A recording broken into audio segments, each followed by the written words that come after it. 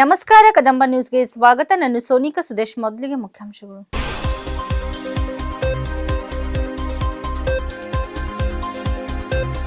ಬೀದರ್ನಲ್ಲಿ ನಿಗೂಢ ಸ್ಫೋಟ, 4 ಮಕ್ಕಳು ಸೇರಿ 6 ಮಂದಿಗೆ ಗಾಯ.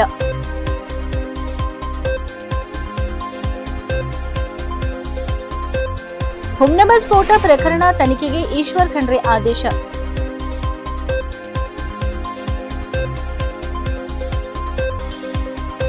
ಮೊಳಕೆರೆ ಗ್ರಾಮ ಸ್ಫೋಟ ಪ್ರಕರಣ, ಗಾಯಾಳುಗಳಿಗೆ ಶಾಸಕ ಸಿದ್ದು ಪಾಟೀಲ್ ಭೇಟಿ.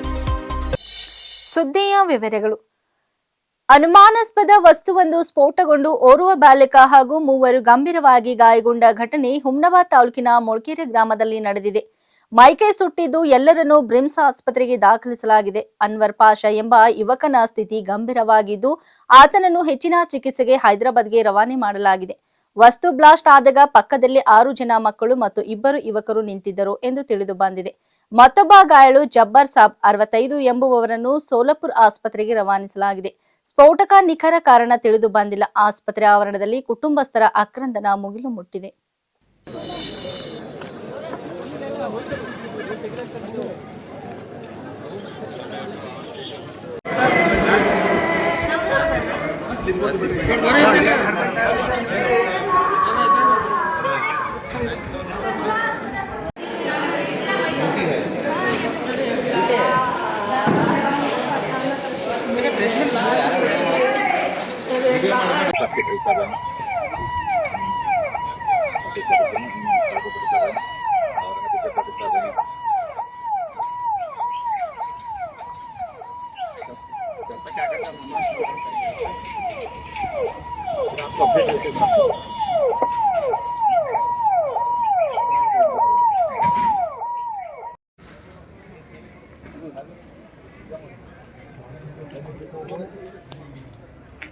ये बिल्डिंग बाहर हो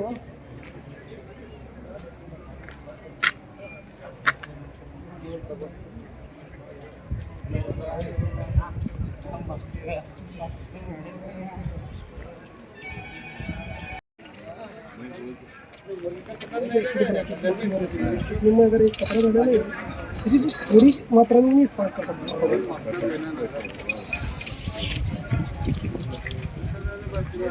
इतना टेम्परेचर भी चलता है कि इतना टेम्परेचर ये बहुत बड़ा कारीगर के काम करने वाला.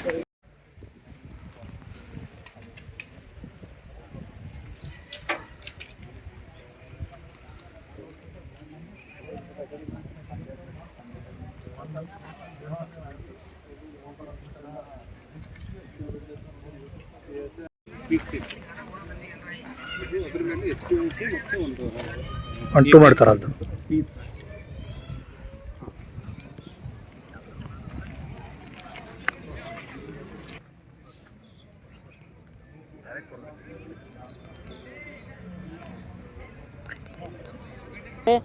इससे पहले 2-3 महीने पहले बच्चे का ब्लास्ट हो गया, पूरा पैर बुकना हो गया था. उसकी उंगली के टुकड़े हमारे घरों के ऊपर पड़ गए थे. पड़ने के बाद फिर परसों के दिन 2-3 दिन पहले फिर ब्लास्ट हो गया. कोई भी नहीं थे वहाँ पर, किसी भी नुकसान नहीं हुआ उधर. अब आज बोले तो आज सुबह 8 बजे हमारे दोस्त और 4-5 बच्चे और बुजुर्ग आदमी वहाँ पे ठहरे थे. ठहरने के बाद ऑटोमेटिक ब्लास्ट, ना जमीन पे आपको क्रैक्स भी नहीं मिलता. आपको गाँव में मोड़खेरा गाँव में ट्रांसफार्मर उधर से 20 मीटर दूर है. उधर ऑटोमेटिक ब्लास्ट हो रहा, ना जमीन क्रैक्स भी आपको कुछ भी नहीं मिलता. ट्रांसफर न हो गया. ट्रांसफर अभी जैसा अभी सही है उन्हें. उधर ब्लास्ट हो गया ऑटोमेटिक. पहला कितने दिन पहले ब्लास्ट हुआ था ऐसा? अभी 2-3 महीने 2-3 दिन पहले भी हो गया. 2 दिन पहले भी हो गया. 2-3 दिन पहले भी हो गया था. जब वो पुलिस को बुलाया, शायद गाँव वाले बुला के चेक कराए तो वो आके देख के गए. फिर उससे पहले एक बच्चे का ब्लास्ट हो गया था.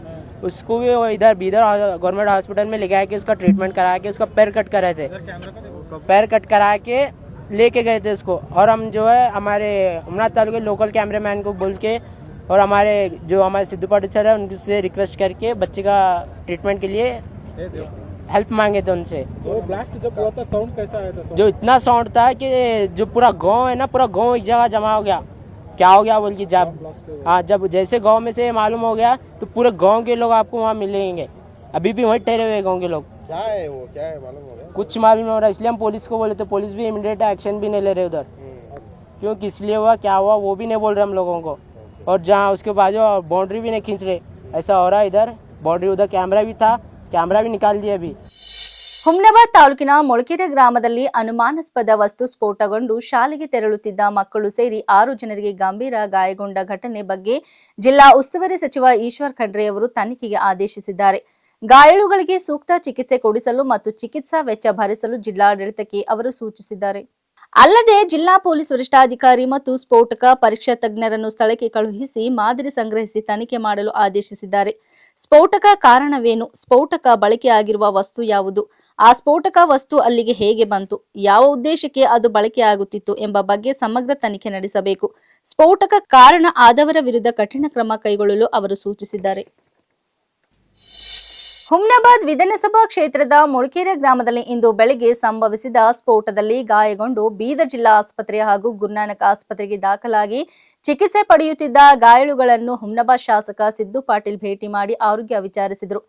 ಗಾಯಾಳುಗಳಿಗೆ ಸೂಕ್ತ ಚಿಕಿತ್ಸೆ ನೀಡುವಂತೆ ವೈದ್ಯರಿಗೆ ಸೂಚನೆ ನೀಡಿದರು. ಘಟನೆಯ ಕುರಿತು ಸ್ಥಳದಲ್ಲಿದ್ದ ಕುಟುಂಬ ಸದಸ್ಯರಿಂದ ಮಾಹಿತಿ ಪಡೆದ ಶಾಸಕರು ಇಷ್ಟು ತೀವ್ರತೆಯ ಸ್ಫೋಟಕ್ಕೆ ಕಾರಣವಾದ ವಸ್ತು ಯಾವುದು ಹಾಗೂ ಗ್ರಾಮದಲ್ಲಿ ಸ್ಫೋಟ ಸಂಭವಿಸಲು ನಿಖರ ಕಾರಣವೇನು ಎಂಬುದರ ಕುರಿತು ಸಮಗ್ರ ತನಿಖೆ ನಡೆಸಬೇಕು ಎಂದು ಆಗ್ರಹಿಸಿದರು. ಅನುಮಾನಾಸ್ಪದ ರೀತಿಯಲ್ಲಿ ನಡೆದಿರುವ ಈ ಸ್ಫೋಟಕ ಸಂಬಂಧಿಸಿದಂತೆ ರಾಜ್ಯ ಸರ್ಕಾರ ಹಾಗೂ ಜಿಲ್ಲಾಡಳಿತ ತಕ್ಷಣ ಕ್ರಮ ಕೈಗೊಂಡು ಸತ್ಯಾಂಶವನ್ನು ಹೊರತರುವ ಜವಾಬ್ದಾರಿ ಹೊತ್ತುಕೊಳ್ಳಬೇಕು ಎಂದು ಹೇಳಿದರು. ಸ್ಫೋಟಗೊಂಡ ಸ್ಥಳದಿಂದ ಮಾದರಿಗಳನ್ನು ಸಂಗ್ರಹಿಸಿ ವೈಜ್ಞಾನಿಕ ವಿಧಾನದಲ್ಲಿ ತನಿಖೆ ನಡೆಸಬೇಕು. ಘಟನೆಯಲ್ಲಿ ಕಾರಣೀಭೂತರಾಗಿರುವವರ ವಿರುದ್ಧ ಕಠಿಣ ಕಾನೂನು ಕ್ರಮ ಕೈಗೊಳ್ಳಬೇಕು ಎಂದು ಅವರು ಒತ್ತಾಯಿಸಿದರು. ಈ ಕುರಿತು ಜಿಲ್ಲಾ ಉಸ್ತುವಾರಿ ಸಚಿವರು ಹಾಗೂ ಜಿಲ್ಲಾ ಆಡಳಿತ ತಕ್ಷಣ ಸ್ಪಂದಿಸಿ ಕ್ರಮ ಕೈಗೊಳ್ಳಬೇಕು ಎಂದು ಶಾಸಕ ಸಿದ್ದು ಪಾಟೀಲ್ ತಿಳಿಸಿದರು. 8:30 बजे थोड़ा पहले समय 7:30 बजे सब नहीं 8:30 बजे 8 बजे आने के ऊपर इसको 8:40 को मेरे को मालूम हो गया। इसको मिलाकर 5 में 12 सर ये 5वां 12 पहले एक बच्चे का हो गया था ना, जब 3 महीने दिन याद परसों 2 दिन पहले भी और एक हुआ हमारी बड़ी मां को और भी हमारे चाची को अब उनको शवर सीधे से नको नहीं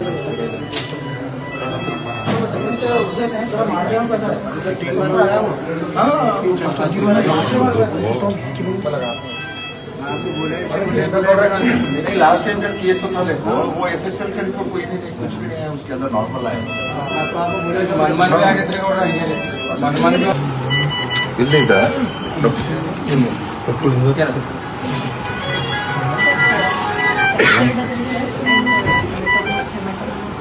ಹೌದಾ ಸ್ಕಲ್ ಫ್ರಾಕ್ಚರ್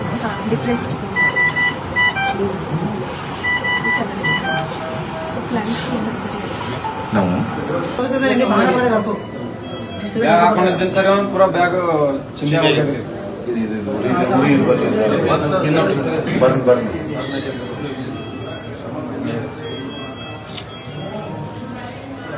अवेन डीप इदागे बॉडी की अवेन वो बैरल का चूरा निकल के ಹಿರಿಯರು ಮತ್ತೊಬ್ಬರು ಅಡಲ್ಟ್ ಅಂದರೆ 20-25 ವರ್ಷ ಮತ್ತೆ 4 ಸಣ್ಣ ಮಕ್ಕಳಿದ್ದಾರೆ. ಶಾಲೆಗೆ ಹೋಗ್ಬೇಕಂತ ವ್ಯಾನಿಗೆ ಕಾಯ್ತಾ ಇದ್ರು. ಆ ಒಂದು ಸಮಯದಲ್ಲಿ ದೊಡ್ಡ ಶಬ್ದ ಬಂದು ಮತ್ತು ಬೆಂಕಿನೂ ಕೂಡ ಆ ಒಂದು ಸಮಯದಲ್ಲಿ ಬಂದಿದೆ. ಯಾಕಂತಂದರೆ ಈಗಾಗಲೇ ನಾವು ಏನು ಈ ಮಕ್ಕಳಿಗೆ ನೋಡಿದಾಗ ಅವರು ಕೂದಲು ಸುಟ್ಟಿದೆ, ಬಾಡಿ ಮೇಲೆ ಸ್ಕಿನ್ ಕೂಡ ಬರ್ನ್ ಆಗಿದೆ. ಮತ್ತು ಒಂದು ಶಾರ್ಪ್ ಇದರಲ್ಲಿ ಕೂಡ ಅಲ್ಲಿ ಚುಚ್ಚಿದ ಪ್ಲೇಟ್ ಆಗಿದೆ. ಇವತ್ತು ನನಗೂ ಕೂಡ ಬೆಳಗ್ಗೆ ಗೊತ್ತಾಗಿದ ಮೇಲೆ ನಾನು ಕೂಡ ನಿನ್ನೆ ಅಧಿವೇಶನದಲ್ಲಿ KKRTP ಮೀಟಿಂಗ್ ಇತ್ತು. ಬೆಳಗ್ಗೆ ಎದ್ದು ನನಗೆ 8:30 ಗೊತ್ತಾಗಿದ್ದಕ್ಕೆ ನಾನು ಅವಾಗೆ ಹೈದರಾಬಾದ್ನಲ್ಲಿ ಯಾರ್ಯಾರು ಏನು ಮಕ್ಕಳು ಗಾಯಗೊಂಡಿದ್ದಾರೆ ಅವರಿಗೆ ಡೈರೆಕ್ಟಾಗಿ ಇಲ್ಲಿಗೆ ಕೂಡ ಬಂದಿದ್ವಿ.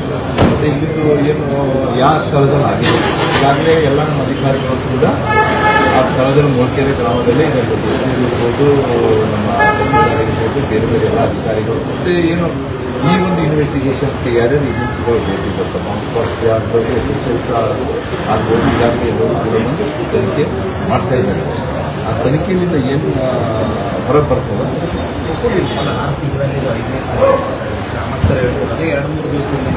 ಇದು 2-3 ದಿವಸ ಹೌದು. ಈಗ ನಾವು ನೋಡಿ ಮೊನ್ನೆನೂ ಕೂಡ ಇದ್ರ ಬಗ್ಗೆ ಗ್ರಾಮಸ್ಥರು, ನಾನು ಮೊನ್ನೆ ಅಧಿವೇಶನಕ್ಕಿದ್ದಾಗ ನನಗೆ ಕೂಡ ಗೊತ್ತಿದ್ದಿಲ್ಲ. ನಿನ್ನೆ ನನಗೆ ಮೋಸ್ಟ್ಲಿ 12-1 ಗಂಟೆ ತಹಸೀಲ್ದಾರ್ ಫೋನ್ ಮಾಡಿದ್ದಾರೆ ಸರ್, ಮತ್ತೆ ಮೊನ್ನೆ ಇದರಲ್ಲಿ ಮೊಳಕೆರೆ ಗ್ರಾಮದಲ್ಲಿ ಲಾಸ್ಟ್ ಏನಾಗಿ ಶಬ್ದ ಬಂದಿತ್ತು, ಅದೇ ಥರ ಭ್ರಷ್ಟ ಅಧಿಕಾರಿಗಳ ವಿರುದ್ಧ ಕರ್ನಾಟಕ ಲೋಕಾಯುಕ್ತ ಅಧಿಕಾರಿಗಳು ದಾಳಿ ಮುಂದುವರೆಸಿದ್ದು 4 ಲಕ್ಷ ರೂಪಾಯಿ ಲಂಚ ಪಡೆಯುವಾಗ ರೆಡ್ ಹ್ಯಾಂಡ್ ಆಗಿ ಸಿಕ್ಕಿಬಿದ್ದ ಪೊಲೀಸ್ ಇನ್ಸ್ಪೆಕ್ಟರ್ ಹೈಡ್ರಾಮಾ ಮಾಡಿದ್ದಾರೆ. ಕೆಪಿ ಅಗ್ರಹಾರ ಪೊಲೀಸ್ ಠಾಣೆಯ ಇನ್ಸ್ಪೆಕ್ಟರ್ ಗೋವಿಂದ ರಾಜು 4 ಲಕ್ಷ ರೂಪಾಯಿ ಲಂಚ ಸ್ವೀಕರಿಸುವಾಗ ಲೋಕಾಯುಕ್ತ ಪೊಲೀಸರ ಬಲೆಗೆ ಬಿದ್ದಿದ್ದಾರೆ. ಚೀಟಿ ವ್ಯವಹಾರಕ್ಕೆ ಸಂಬಂಧಿಸಿದ ಪ್ರಕರಣವೊಂದರಲ್ಲಿ ವ್ಯಕ್ತಿಯೊಬ್ಬರನ್ನು ಕೇಸ್ನಲ್ಲಿ ಸಿಕ್ಕಿಸುವುದಾಗಿ ಬೆದರಿಸಿ ಇನ್ಸ್ಪೆಕ್ಟರ್ ಲಂಚಕ್ಕೆ ಬೇಡಿಕೆ ಇಟ್ಟಿದ್ದರು ಎನ್ನಲಾಗಿದೆ. ಮೈಸೂರು ರಸ್ತೆಯ ಸಿಐಆರ್ ಗ್ರೌಂಡ್ ಬಳಿ ಲಂಚ ಪಡೆಯುತ್ತಿದ್ದಾಗ ಲೋಕಾಯುಕ್ತ ಅಧಿಕಾರಿಗಳು ದಿಢೀರ್ ದಾಳಿ ನಡೆಸಿ ಅವರನ್ನು ವಶಕ್ಕೆ ಪಡೆದಿದ್ದಾರೆ. ಈ ಪ್ರಕರಣದಲ್ಲಿ ಒಟ್ಟು 5 ಲಕ್ಷ ರೂಪಾಯಿ ಲಂಚಕ್ಕೆ ಬೇಡಿಕೆ ಇಡಲಾಗಿತ್ತು. ಇದರಲ್ಲಿ 1 ಲಕ್ಷ ರೂಪಾಯಿ ಈಗಾಗಲೇ ಪಡೆದುಕೊಂಡಿದ್ದರು. ಉಳಿದ 4 ಲಕ್ಷ ರೂಪಾಯಿ ಸ್ವೀಕರಿಸುವಾಗ ಟ್ರ್ಯಾಪ್ ಆಗಿದ್ದು ಧನರಾಜ್ ಎಂಬುವವರು ನೀಡಿದ ದೂರಿನ ಅನ್ವಯ ಈ ಕಾರ್ಯಾಚರಣೆ ನಡೆಸಲಾಗಿದೆ. ಚಾಮರಾಜಪೇಟೆಯ ಸಿಎಆರ್ ಮೈದಾನದಲ್ಲಿ ನಡೆದ ಈ ಟ್ರ್ಯಾಪ್ ವೇಳೆ ಇನ್ಸ್ಪೆಕ್ಟರ್ ಗೋವಿಂದ ರಾಜು ಲೋಕಾಯುಕ್ತ ಪೊಲೀಸರ ವಿರುದ್ಧವೇ ಕೂಗಾಡಿ ರಂಪಾಟ ನಡೆಸಿದ ಘಟನೆ ನಡೆದಿದೆ. ರಂಪಾಟ ನಡೆಸಿದ ವಿಡಿಯೋ ಇದೀಗ ಸೋಷಿಯಲ್ ಮೀಡಿಯಾದಲ್ಲಿ ಭಾರಿ ವೈರಲ್ ಆಗಿದೆ.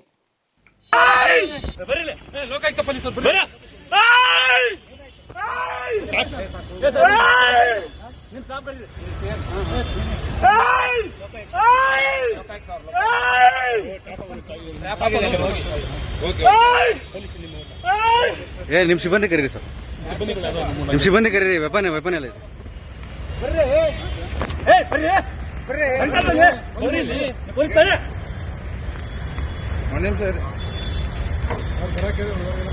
ಹೇಳಿದ್ಯಾ ಬನ್ನಿ ಅಂತ ಹೇಳ್ತಾ ಇದ್ದೆ. ನೀವು ಪೊಲೀಸ್ ನಾವು ಪೊಲೀಸ್ ಆಯ್ತು. ಮತ್ತೆ ಅದೇ ಹೇಳ್ತಾ ಇದ್ದೀನಿ. ಈ ಕಡೆ ನೀಡಿ